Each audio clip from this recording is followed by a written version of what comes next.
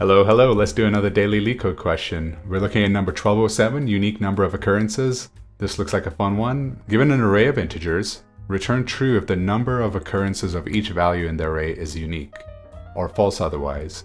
What does that mean? Number of occurrences being unique. Okay, so if we have our example 1, 1, 2, 2, 1, 1, 3. 1 occurs 3 times, 2 occurs 2 times, and 3 occurs once. It's very confusing that the numbers are there too. I think we could do this with characters also. Here we can have negative numbers. Because the 1 is 3, 2 is 2 times, and 3 is 1, none of those have the same occurrences. So, okay, that's cool. Oh, let's start the timer also. Here we go.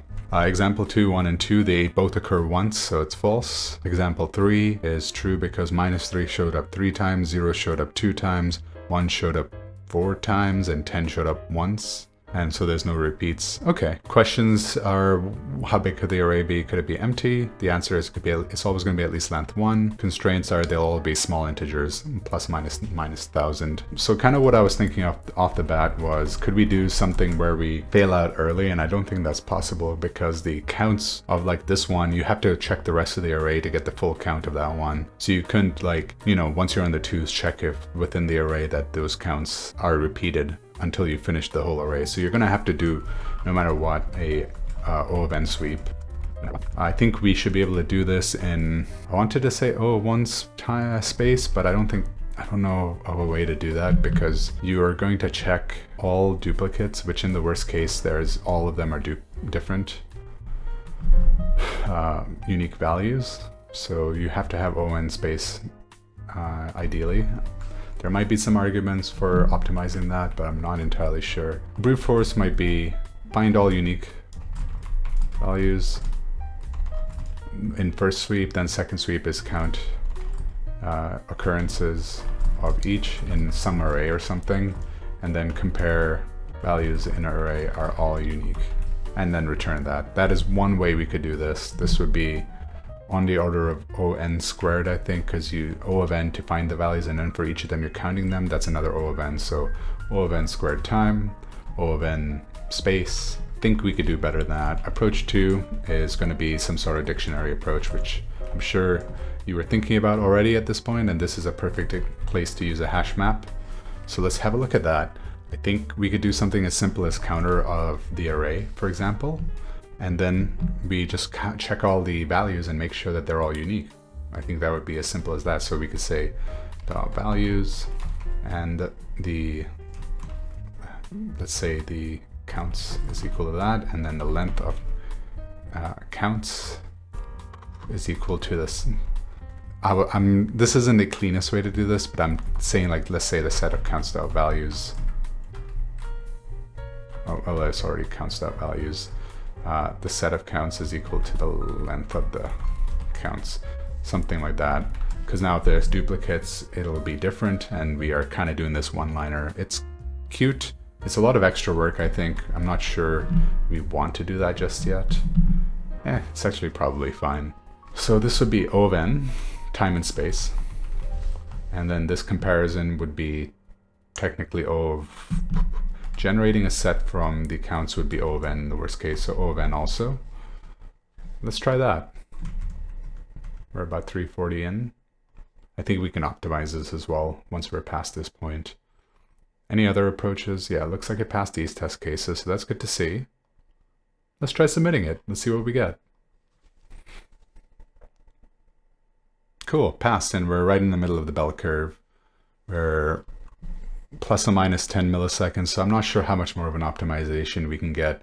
Yes, this actually isn't the most efficient way to do things because we're generating a whole new set where we don't need to, when all we really need to do is check for duplicate values within the array, and you could do that by generating a new hash table as you iterate through the counts and check that those counts don't repeat. But this is probably optimized on the back end, so I wouldn't expect this to be any slower for the kind of tests that are being asked here, but let's think about it. How about we're not allowed to use counter? Maybe that's one thing that generally happens in an interview. Also, I'm trying to think of any other approaches that we might have missed. I guess we could sort the array. There is an argument for that. Approach 3, sort the array. Because then you can just count the duplicates directly as you iterate through the array, and you don't have to store anything. So the advantage for this one would be O of n log n time, but then O of 1 space if in place sort. So there's an advantage there. Say space was at a premin and the interviewer really wants to minimize this, and it's okay to spend a little more time.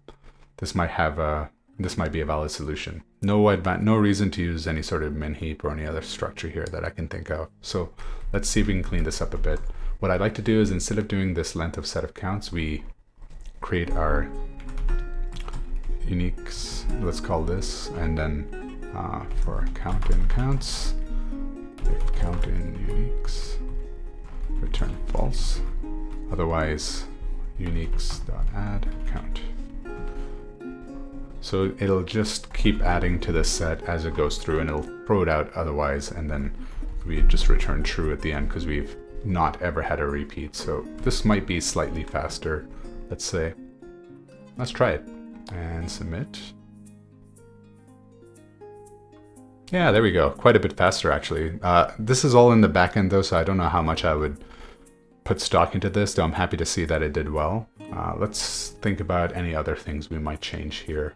Notice that we don't need to use the keys at all. All we care about is the counts. We're not really tracking the keys. We don't care about them at all. And then is there some sort of mathy thing we could do there? I'm trying to think about that.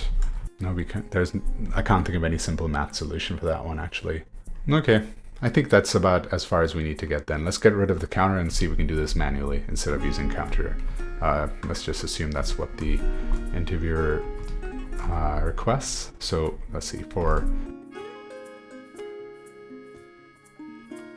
1. So this is basically creating a default dictionary with this if-else ternary operator. So if it exists, it'll add 1 to the value of that count. Otherwise, it'll just create 1 and make it 1. And then now we just do the same thing again for counts, and here we just keep track of the counts.values to the same thing as we did down there. And we no longer are using the counter dictionary, default dictionary. So let's try that. Good. I wouldn't expect this to be any faster. There's a reason this probably runs well. Seems to be about the same speed, so maybe that's how it's implemented in Python on the back end. I'll have to look into that at some point. Cool. All right, that's about it for this one though. I think this was a pretty fun question. Hopefully you tried it as well, and let me know how it went for you, and I'll see you all in the next video. Cheers.